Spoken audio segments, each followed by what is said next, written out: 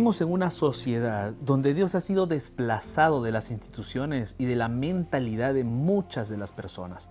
La fe y la religión ya no son indispensables en la vida de las personas y Dios suele ser relegado al ámbito religioso. Estamos hablando del secularismo. ¿Qué es el secularismo? ¿Cómo se originó? ¿Puede un cristiano seguir el secularismo? Hoy vamos a responder a estas preguntas. Acompáñame, tu programa Fe para Hoy está comenzando.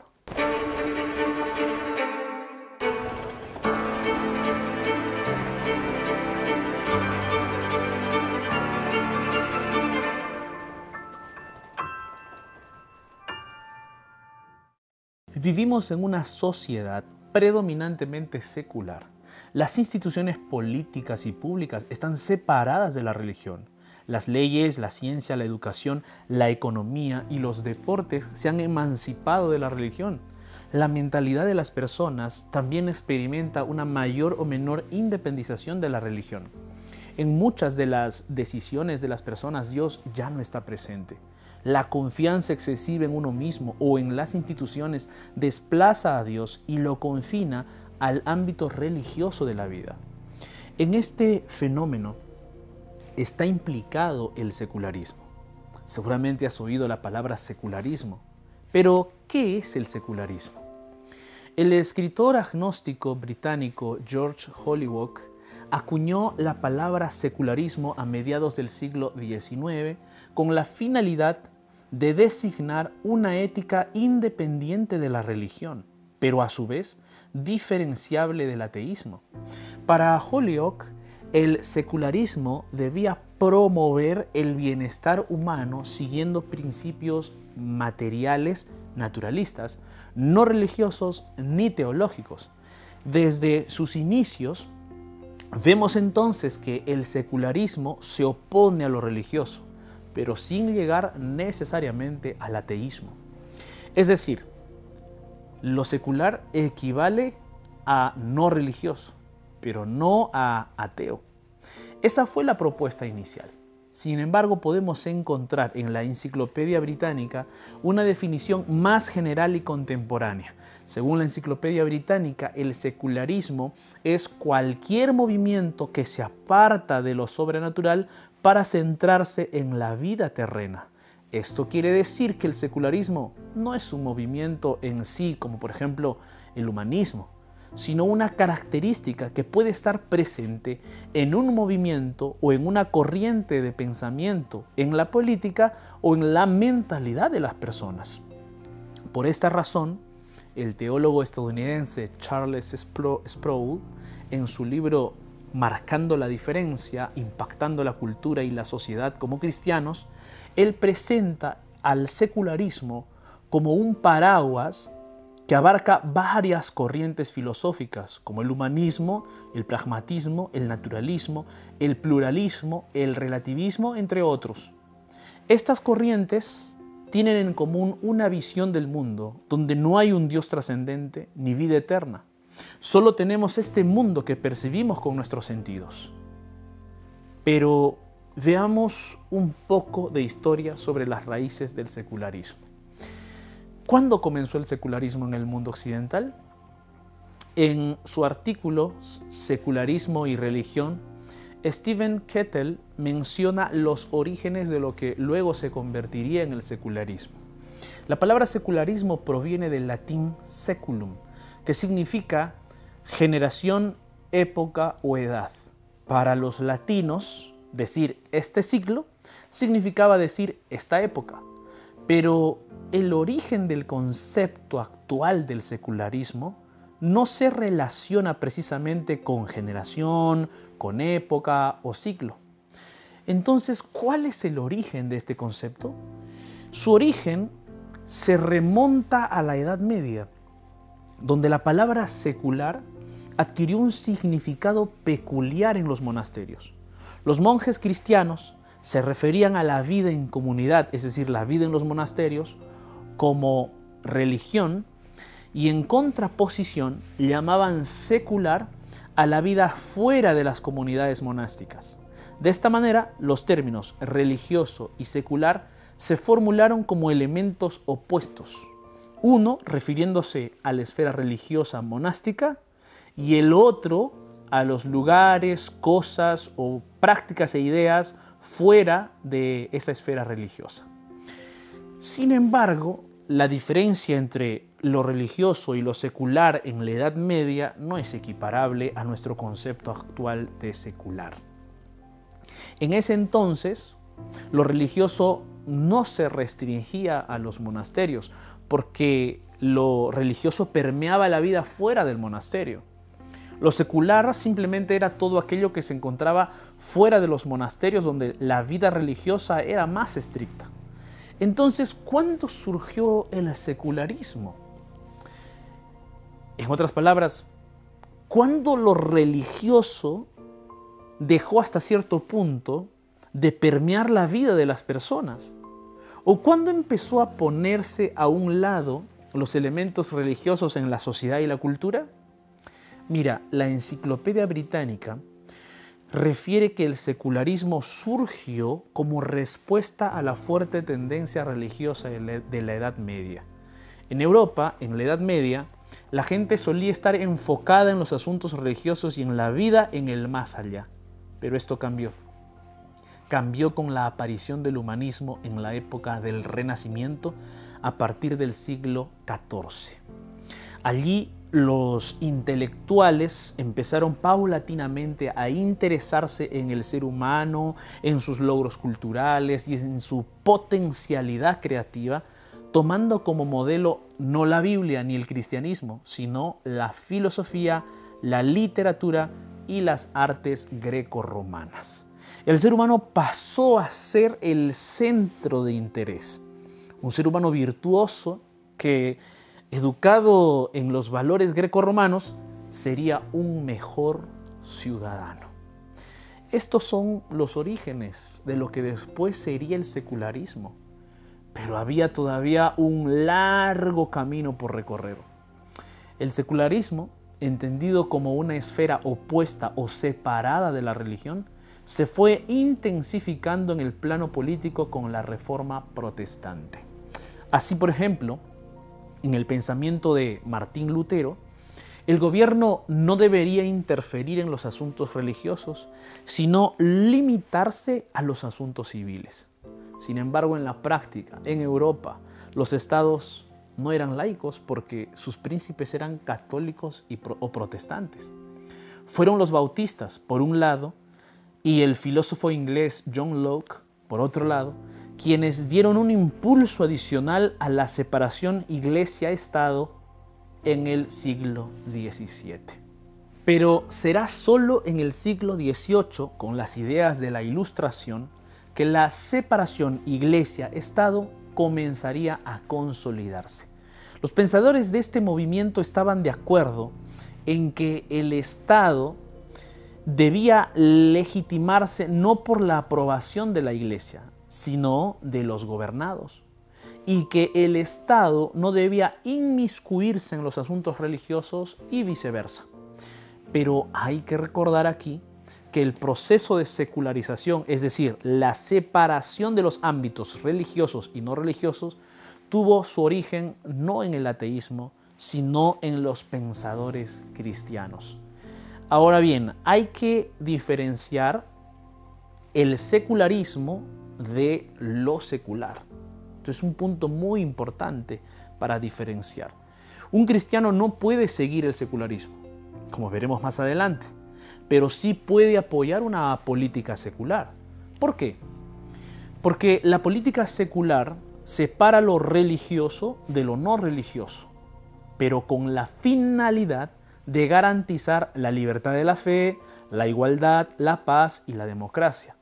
Seguramente concordaremos en que debe haber libertad para que las personas ejerzan su fe. Pero una cosa es tener una política secular y otra es adoptar una cosmovisión secularista. Esta cosmovisión secularista establece que cada aspecto de la vida humana debe interpretarse a la luz de este mundo material. Lo religioso, lo trascendente y lo eterno quedan de lado. El teólogo Charles Sproul aborda algunas corrientes de pensamiento que siguen la cosmovisión secularista. Veremos algunas de ellas después de una breve pausa. Quédate conmigo, que enseguida tendremos más en Fe para Hoy.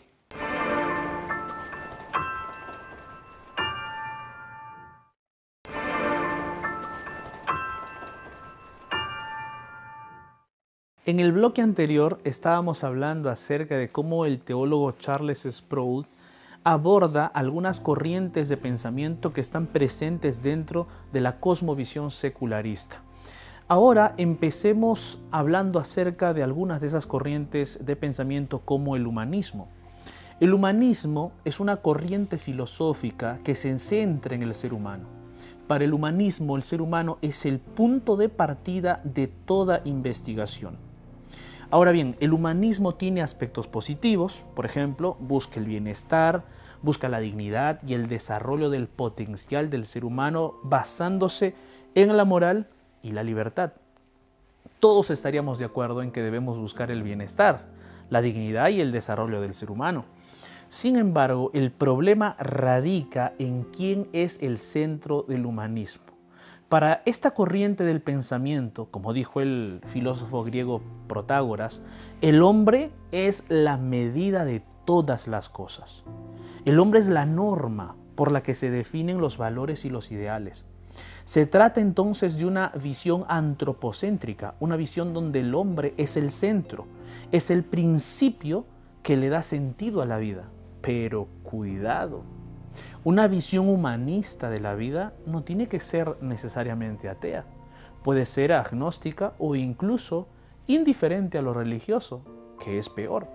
Sea como fuere, el humanismo deja lo religioso en otra esfera, una esfera subjetiva, y se centra en una esfera naturalista, donde el ser humano es un accidente del universo, donde los valores los impone el hombre, donde no hay eternidad, donde Dios y su revelación quedan fuera de los estudios y la ciencia. Por eso, un cristiano no puede seguir el humanismo secular, porque para el cristiano, Dios y no el ser humano es el centro y el punto de partida.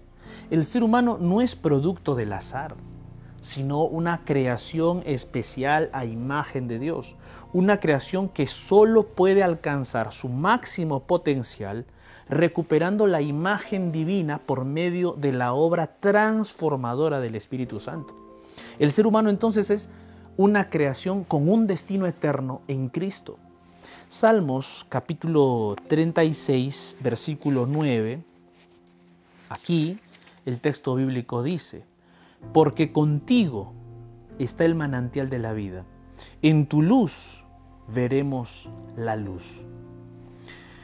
Dios, mis amigos, y no el hombre, es la fuente de vida y el punto de partida de toda investigación.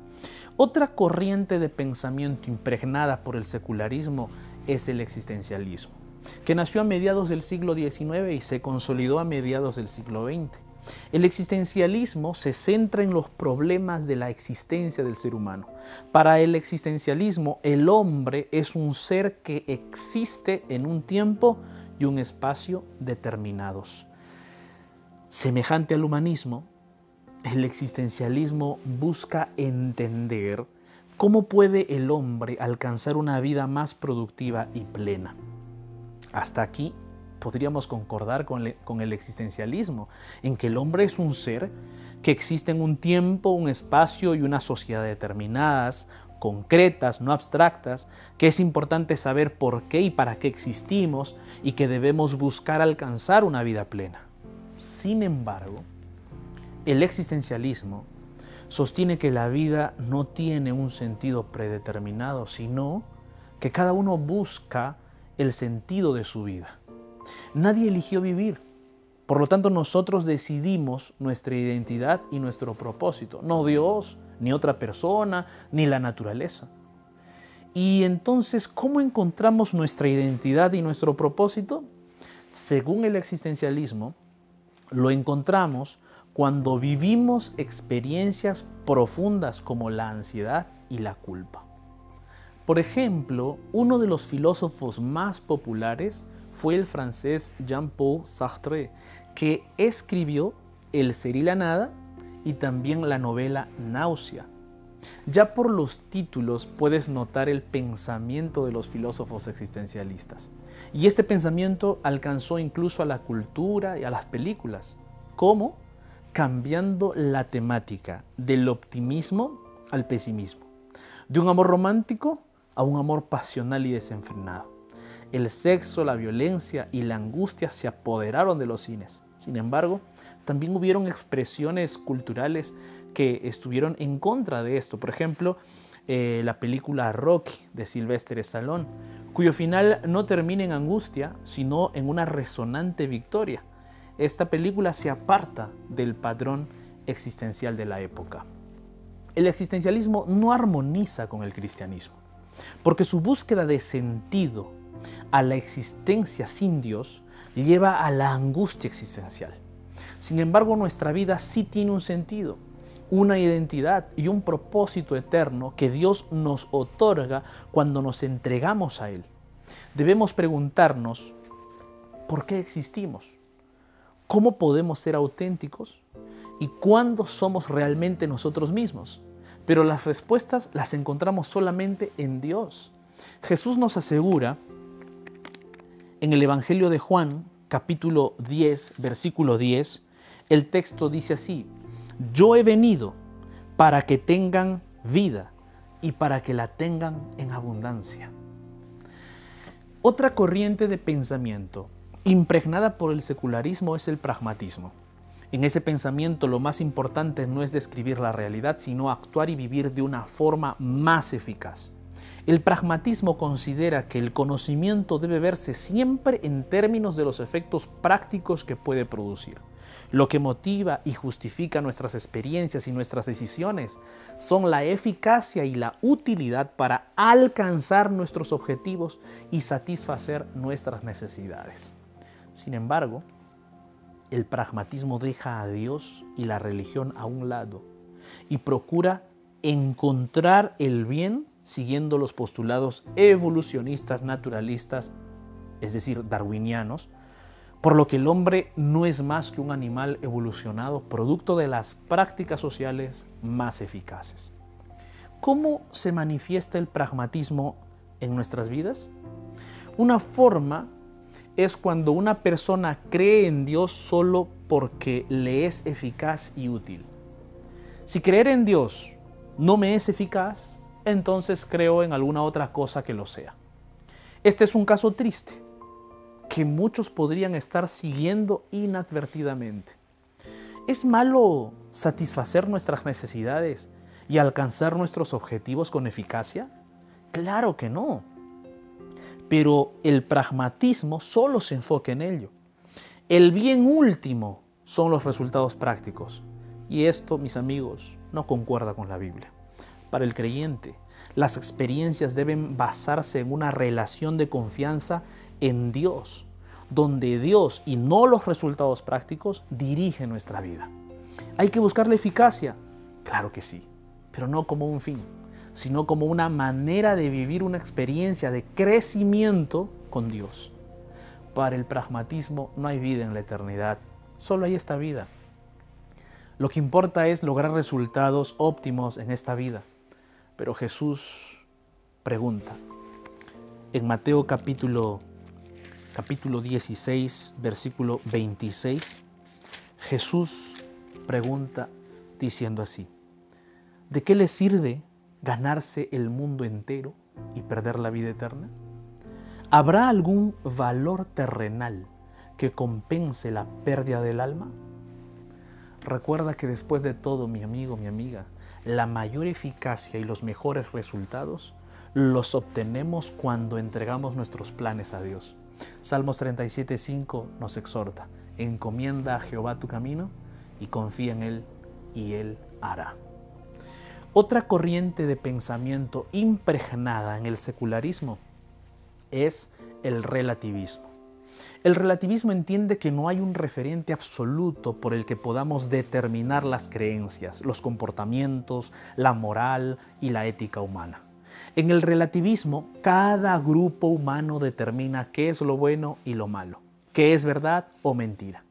Los principios de la moral y la práctica están sujetas a las creencias particulares de cada grupo humano. Es cierto que hay elementos de la vida que son relativos a la cultura, que van a depender de la cultura. Por ejemplo, la forma de vestir. Hay países que usan pantalón y otros usan túnica. La puntualidad, por ejemplo, hay países como la India, donde la impuntualidad es normal, mientras que en otros, como Japón, la tardanza es una falta grave. Otro, por ejemplo, es la muestra de respeto. En los tiempos bíblicos, postrarse ante una persona significaba respeto, pero en nuestra cultura occidental eso sería inaceptable. ¿Qué conducta es la correcta? En los casos mencionados, y hay muchos más, va a depender de la cultura en que se vive. En eso estaríamos de acuerdo, pero el relativismo va más allá y plantea que la verdad misma es relativa. Si una cultura determina, por ejemplo, que los dioses existen, entonces es su verdad. Y si la Biblia dice que hay un solo Dios, es su verdad. Para el relativismo, ambas afirmaciones son verdades. Sin embargo, para la Biblia esto es insostenible. Por otra parte, quizás ¿has escuchado decir a las personas, he venido a contar mi verdad? Sin duda, decir mi verdad es una exageración resultante del relativismo. Lo correcto hubiera sido decir, he venido a exponer mis argumentos o a exponer mi defensa. Debido a que el relativismo relegó a Dios a la esfera de lo religioso, ya no hay una fuente absoluta de verdad. Si una comunidad dice que algo es verdad, entonces es verdad para ellos. Y si una persona dice que algo es verdad para ella, entonces es su verdad. Incluso si lo que dice que es verdad no se corresponde con la realidad, seguirá siendo verdad para esa persona. Sin embargo, la Biblia es clara. La Biblia es clara en afirmar y mostrar que hay una verdad absoluta a la cual todos podemos acceder. En el Evangelio de Juan, en el capítulo 14, el versículo 6, Jesús declara lo siguiente: yo soy el camino y la verdad y la vida. ¿Y dónde encontramos la fuente para acceder a la verdad absoluta que es Jesús? Esa fuente, mis amigos, es la Biblia. Como dice Juan capítulo 17, versículo 17, santifícalos en tu verdad, tu palabra es verdad. ¿Qué es entonces el secularismo? Es una forma de ver la vida donde no se niega lo religioso, lo eterno o a Dios, sino que se lo deja a un lado para centrarse en esta vida material y finita.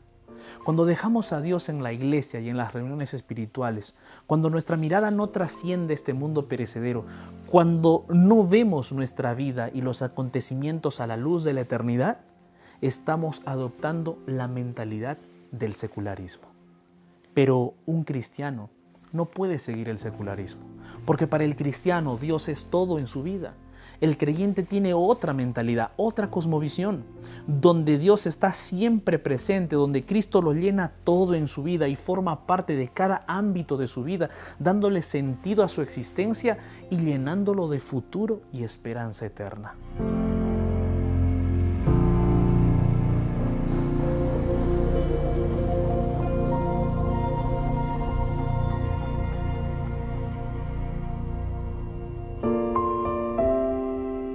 Hemos llegado al final del episodio del día de hoy, pero tengo algunas preguntas para ti. ¿Quieres desarrollar tu potencial al máximo? ¿Quieres encontrar el sentido, la identidad, el propósito de tu vida? ¿Buscas alcanzar objetivos prácticos, eficaces y beneficiosos? ¿Quieres encontrar la verdad y seguirla? Pues Nuevo Tiempo ha desarrollado una revista Esperanza titulada Yo en el Universo, para que tú puedas encontrar tu sentido de la vida. Ese sentido de la vida que estás buscando. Entonces mira, solicita gratuitamente esta revista Yo en el Universo a través de nuestro número de WhatsApp más 55 12 98 100 14 60 o ingresa a nuestra página web nuevotiempo.org/escuela bíblica. Amigo, no necesitas seguir el camino de la angustia. No necesitas golpearte y caer. No necesitas decepcionarte de este mundo. Cristo tiene la respuesta y te está esperando para darte vida. Vida plena, abundante y eterna.